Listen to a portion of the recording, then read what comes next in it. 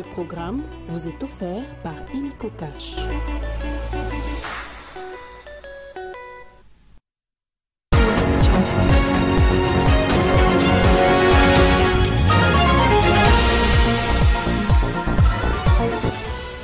Sept ans de prison, c'est la peine infligée aux 3 Chinois accusés d'exploitation illicite de minerais dans la province du Sud Kivu. Ces Chinois étaient pris main dans le sac par les services de sécurité. Toujours en justice, le jeune Kuluna, auteur de la coupure du bras d'un individu dans la commune de Lemba, est condamné à la peine de mort. Issa Bokalanga comparaissait en procédure de flagrance devant les tribunaux militaires. Et puis en Corée du Sud, l'ex-président Yoon Suk est arrêté par les enquêteurs 1 mois et demi après son coup de force. Il avait été destitué par le Parlement après avoir tenté d'imposer la loi martiale. Nouveau journal sur Télé 50, bienvenue à tous. Poursuivis pour exploitation illicite des minerais dans la province du Sud Kivu, les 3 Chinois pris main dans le sac sont condamnés à 7 ans de prison. La décision du tribunal de grande instance de Bukavu est tombée hier mardi dans la soirée. Il a ordonné la confiscation des lingots d'or que détenaient les condamnés. À ce sujet, on écoute maître Christian Wandouma, avocat conseil de la chefferie des Wamuzimu, joint au téléphone par Héritier Ntambwa. La condamnation de ces 3 sujets chinois pour 6 préventions, entre autres l'exploitation illicite, l'achat illicite de minerais, la détention illicite, ainsi de suite. Oui, exactement. Notre première impression est que nous saluons d'abord le tribunal qui a dit le droit. Deuxièmement, nous prenons acte de ces $100 000 alloués comme dommages et intérêts à tout ce que nous étions en train de demander, peu importe c'est insuffisant, vu les dégradations ou les dommages causés dans la chefferie de Wamuzimu. Troisièmement, nous remercions le tribunal pour avoir s'est prononcé sur la saisie de ces 10 lingots d'or et le remettre au profit de l'État congolais, dont nous faisons partie conformément à l'article 1er du Code minier, qui stipule normalement à son point 18 que l'État congolais, c'est le gouvernement central, le gouvernement provincial et pourquoi pas l'entité territoriale décentralisée où s'opère l'exploitation des minerais. Et donc, nous en serons aussi bénéficiaires, pourquoi pas pour essayer de réparer le préjudice subi par la population. Enfin, nous devons dire la vérité, que ce procès, c'est un procès pédagogique. Ça va interpeller tous les sujets chinois qui pensent, tu peux quitter la Chine, se retrouver au Sud Kivu, à Kitutu, à Lugusu ou à la chefferie de Wamuzimu, exploiter sans toutefois remplir les obligations conformément à l'administration de mines dans notre pays. Et c'est une interpellation pour les autres étrangers normalement qui pensent venir et se retrouver dans notre chefferie sans toutefois comprendre qu'il y a une norme, qu'il y a des obligations prévues par l'État congolais. Toujours en justice, Issa Bolikanga écope d'une peine de mort. C'est le verdict rendu par le tribunal de garnison de Kinshasa-Matete au terme d'une audience foraine tenue près du marché terminus Lemba en procédure de flagrance. Ce jeune garçon était accusé d'avoir coupé le bras à un paisible citoyen dans la commune de Lemba. Les détails dans cet élément. Il s'appelle Issa Bokalanga. Désormais, ce jeune délinquant, arrêté par la police, puis jugé et condamné à la peine de mort par le tribunal militaire, siégeant en audience foraine dans la commune de Matete. Il est reconnu coupable des infractions de terrorisme et d'association de malfaiteurs après avoir amputé la main de M. Matali Movili. En répondant à la demande des réparations civiles de la partie victime, le tribunal a également condamné Sekuluna au paiement de dommages-intérêts de $100 000 américains. Bokalanga Issa. Monsieur le Président, honorable de la proposition, avec son groupe, ils ont attaqué la victime Matali Movili. On a empiété le bras droit avec la machette. Et c'est lorsque la victime était allée intervenir, lorsque le groupe de Bokalanga était allé cracher les sacs à main d'une dame. Victime de la barbarie des bandits urbains habituellement appelés Kuluna, Matali Movili s'est présenté au procès malgré sa convalescence sur demande du tribunal pour étayer les faits tels qu'ils s'y sont produits. Main bandée, crâne avec incision, les traces indélébiles de ces atrocités qu'ont subi ce garçon sont encore visibles.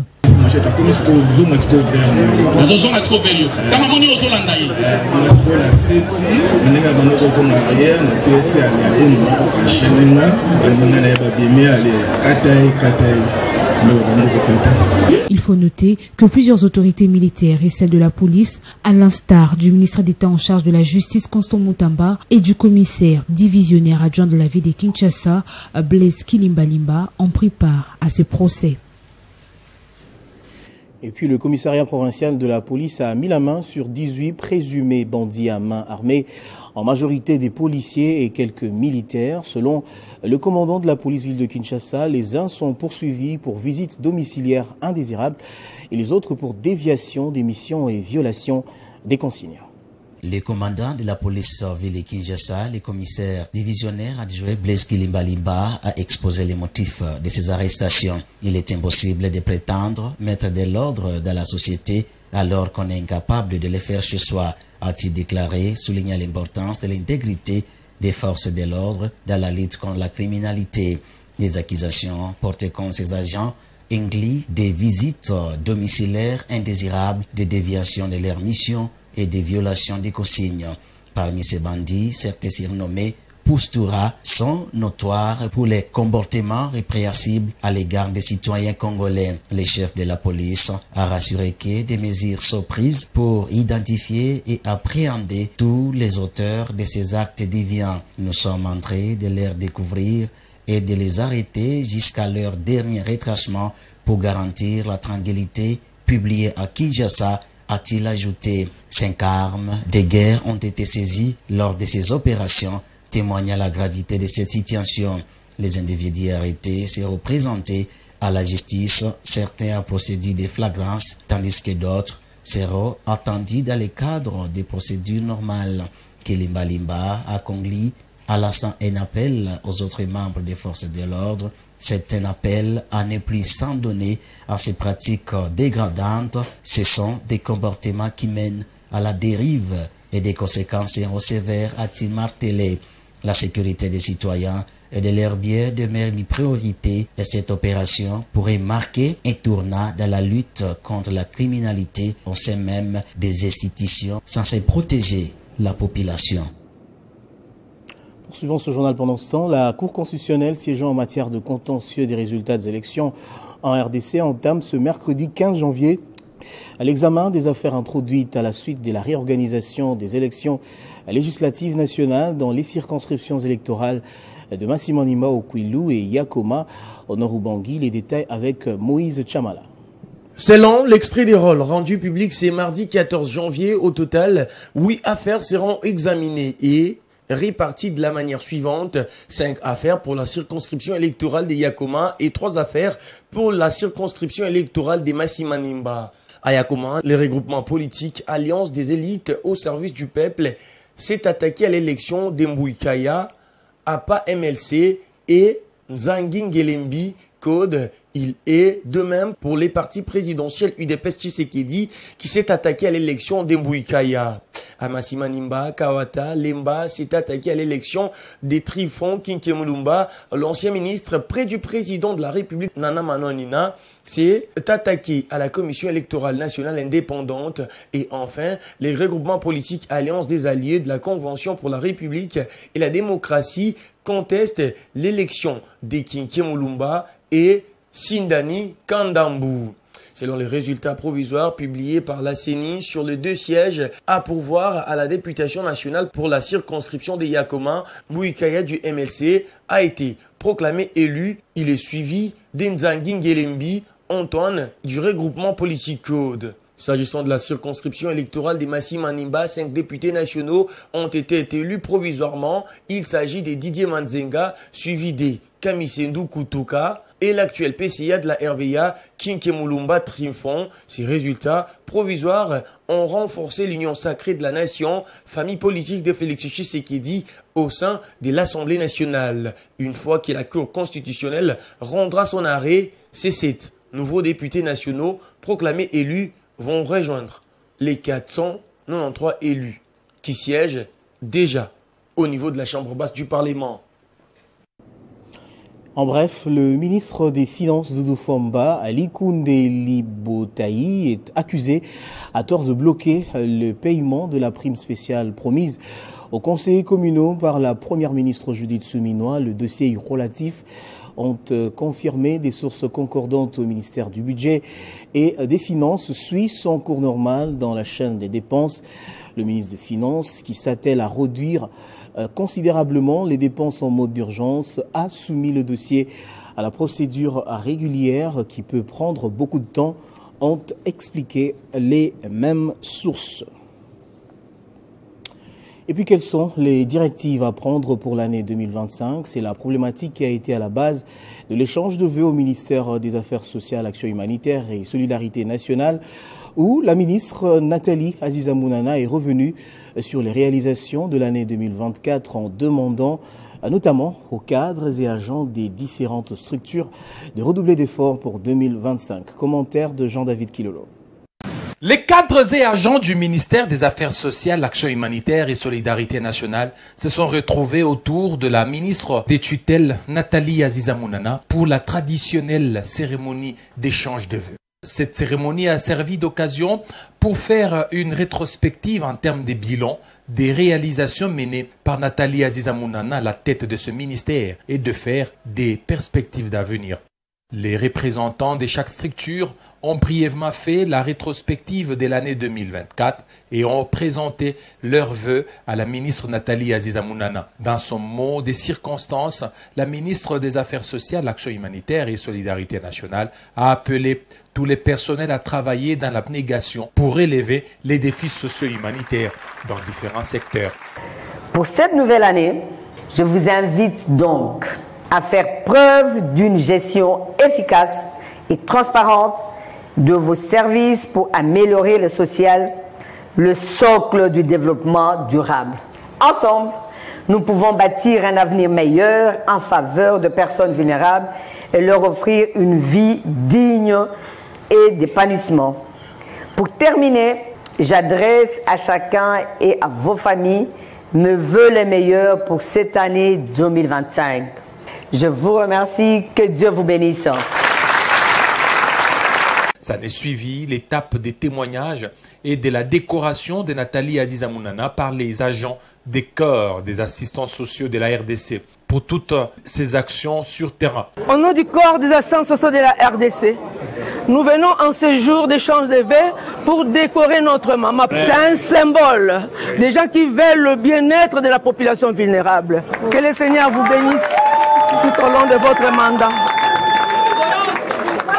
Plusieurs cadeaux ont été remis à la ministre pour manifester l'accompagnement et encouragement des agents pour le travail abattu depuis qu'elle a été à la tête de ce ministère. Je tiens à vous présenter au nom de notre cabinet nos vœux les plus sincères, les vœux les plus précieux de notre cœur. J'ai dit. Merci. Dans l'ambiance, un dîner copieux a été offert par Nathalie Aziza Mounana et c'est par une photo protocolaire que s'est clôturée la cérémonie.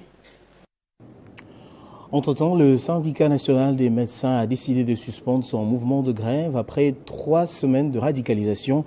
Le secrétaire général de cette organisation syndicale, John Senga, l'a affirmé dans une déclaration faite devant les médias mardi 14 janvier à Kinshasa. Il attribue cette levée de la grève au paiement par l'exécutif national de la prime professionnelle à plus de 1000 médecins. Dès demain, mercredi 15 janvier 2025, les médecins membres du SINAMED d'Asbel et les sympathisants sont invités à reprendre leurs activités professionnelles à partir de 7h30. Le bureau national du SINAMED rassure tous ces syndiqués ainsi que les autres médecins que les démarches vont se poursuivre avec la même ténacité pour 1.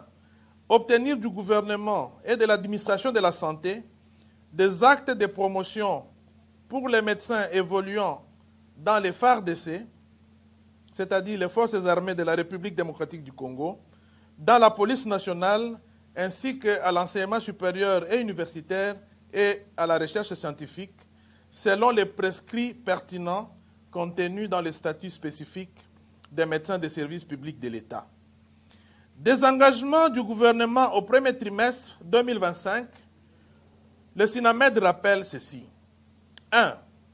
La nomination en grade des médecins travaillant dans l'armée, la police nationale ainsi qu'à l'enseignement supérieur et universitaire et la recherche scientifique. 2. Le paiement du dernier palier de transport et logement. Pour rappel, ce palier était le minimum proposé par le SINAMED en 2022 pour la sortie des crises qui couvaient à cette période-là.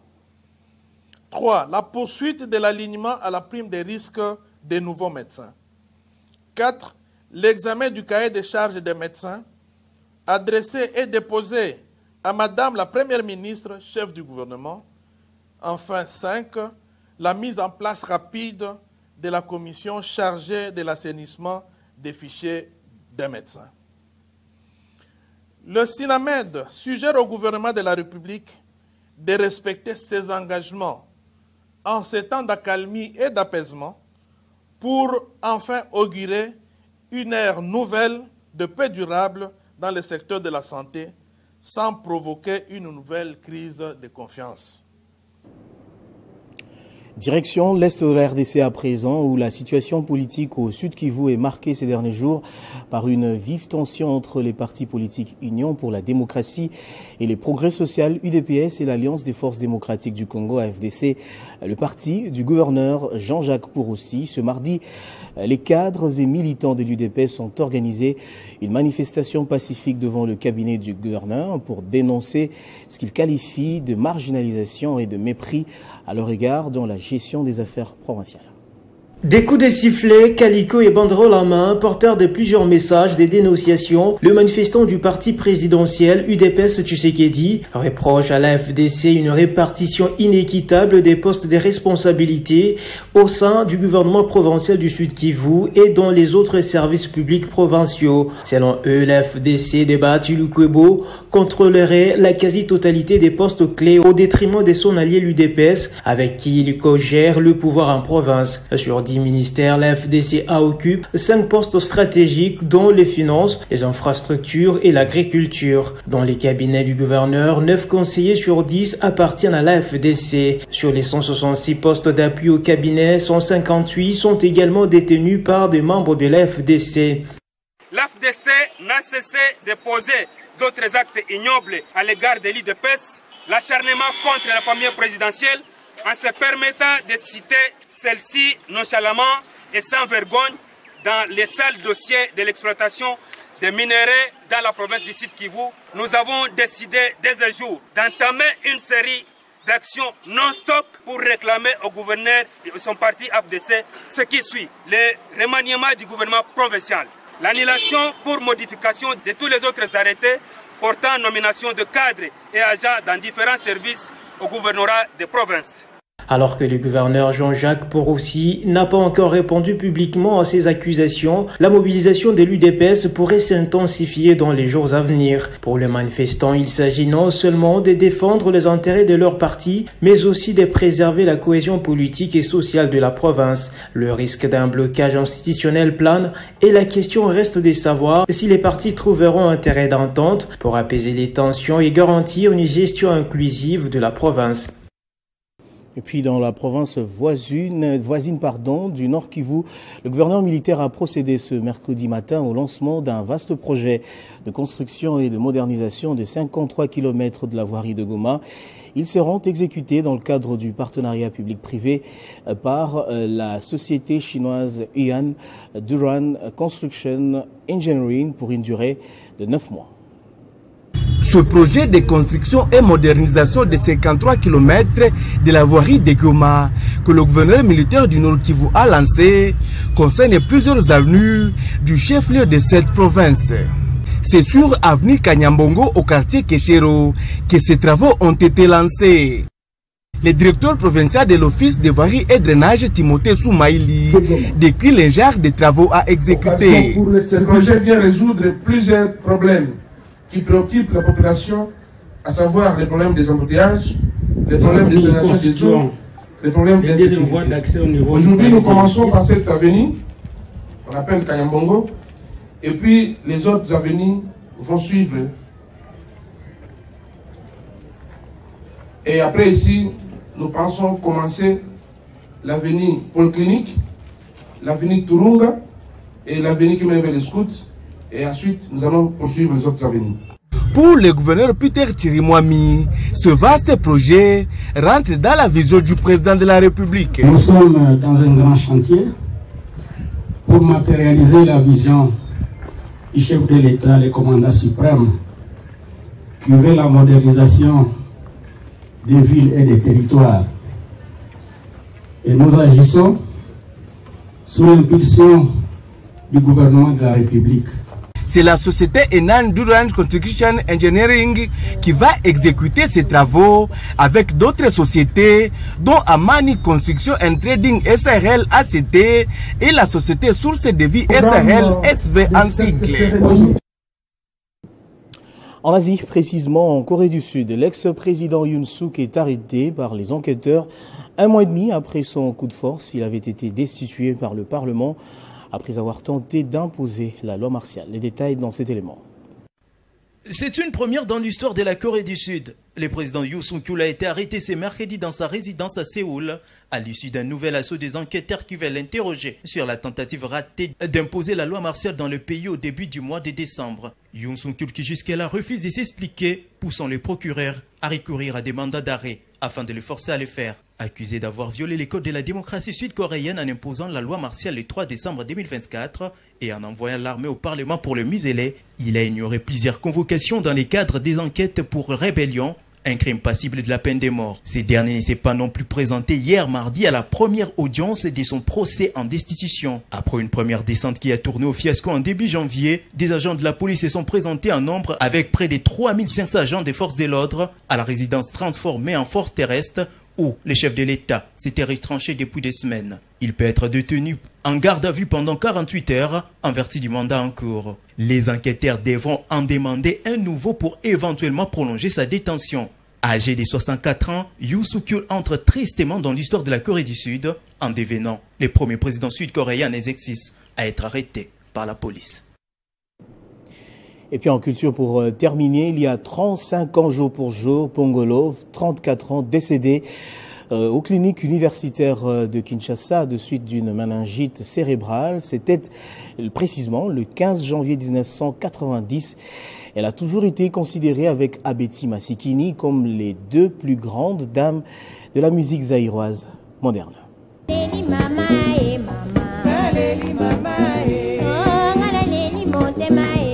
Malgré son handicap physique, dû à une injection de pénicilline à 3 ans qui la rendra partiellement infirme, le grand public était ému par cette voix pure et limpide d'Alfred Pongolandou dit Pongolov.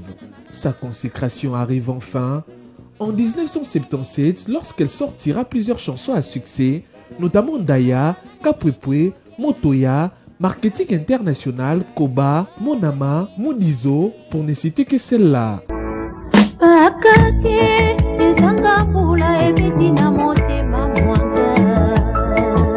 La séparation avec Mpompo en 1980 permettra à Pongolov de devenir productrice de ses albums sous le label Love's Music, avec des sorties depuis Paris de plusieurs albums dont l'Afrique danse avec Pongolov, Vivre avec toi et Partager.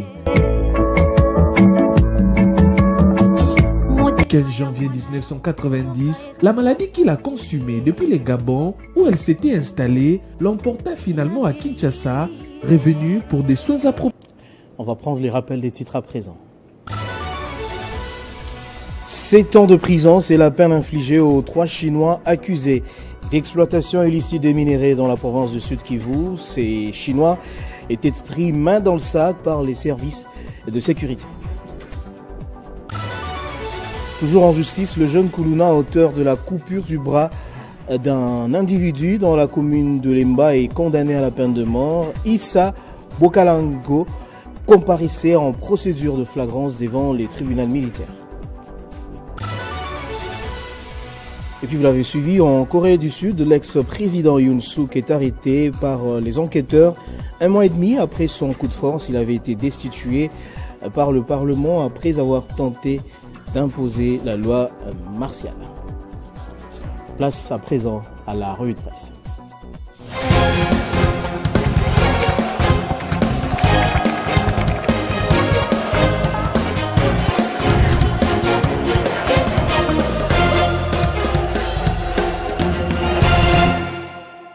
Et c'est avec Nathan Diamoueté qui me rejoint sur ce plateau et à qui j'ai dit bonjour et bienvenue. Bonjour Christian Kalonji, merci. À la une de l'actualité, agression rwandaise, l'armée congolaise veut à tout prix récupérer toutes les localités.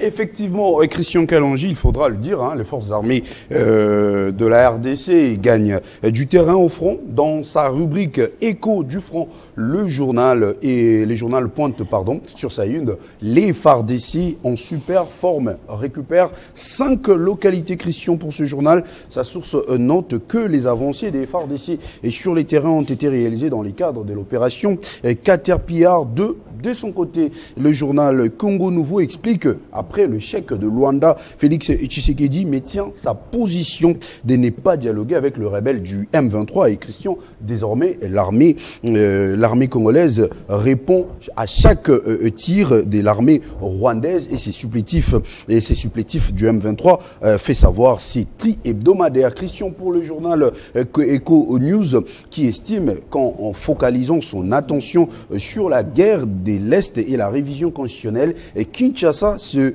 trouve entre deux feux, et c'est ce qu'il pointe d'ailleurs sur sa une. Et puis le deuxième sujet que vous avez sélectionné, donc banditisme urbain, peine de mort contre un jeune dans la commune de Lemba, un sujet que nous avons suivi dans ce journal. Exactement, Christian, nous retrouvons d'ailleurs cette information à la une du journal Les Phares, qui rapporte d'ailleurs le propos du ministre de la Justice, Constant Mutamba. Je cite rapidement, Christian, le Koulouna qui ont coupé les bras de ces jeunes à Lemba et la jambe d'un autre jeune à Mongafula seront jugés en flagrance et condamnés à la peine de mort. Fin des citations. Christian, pour nos confrères de ce journal, cette annonce fait écho à une montée de la violence à Kinshasa, où les Koulouna, souvent regroupés en bandes, sèment la terreur au sein de la population. D'un média, un autre, Christian, Forum des As, de son côté, évoque justement cette décision qui s'est imposée par le ministère de la Justice, et finalement, le jeune délinquant de la commune de Lemba a été condamné à mort. Ces tabloïds rapportent également qu'avant le verdict final, Issa Bokando, c'est le nom justement de ce jeune délinquant, Christian, il a demandé la suspension de l'audience pour permettre des enquêtes supplémentaires concernant son identité et les lieux du crime. Toutefois, cette demande a été malheureusement rejetée et le tribunal a estimé que le charge était suffisamment solide pour prononcer une condamnation sévère. Ces colonnes intérieures estiment que les autorités congolaises, par cette condamnation, entendent envoyer un message fort à tous ceux qui se livrent à des actes de violence. Ce sont des efforts à saluer, mais au-delà de ça, il faudrait aussi s'attaquer aux causes profondes, Nathan. C'est pas ça le débat. Le tout dernier sujet, Chan. Enfin, la compétition est reportée par la CAF.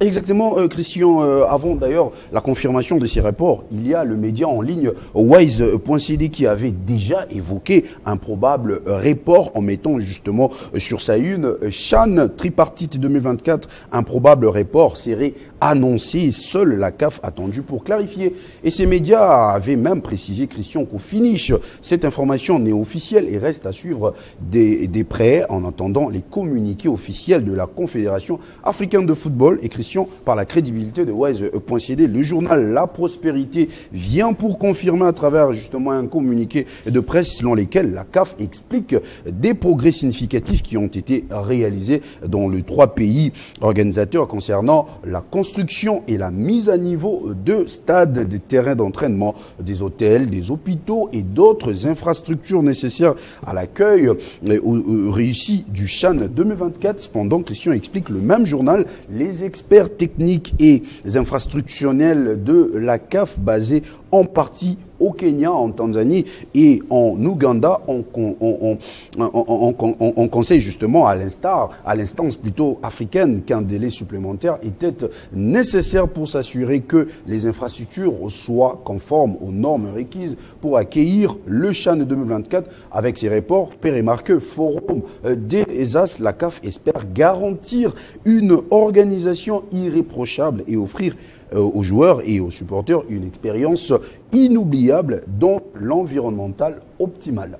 Je remercie Nathan de votre présentation. C'est moi que je vous remercie, Christian. Voilà qui boucle complètement ce journal, mesdames et messieurs. Merci à vous tous de l'avoir suivi partout dans le monde, notamment à Ottawa, grâce à Télé 50.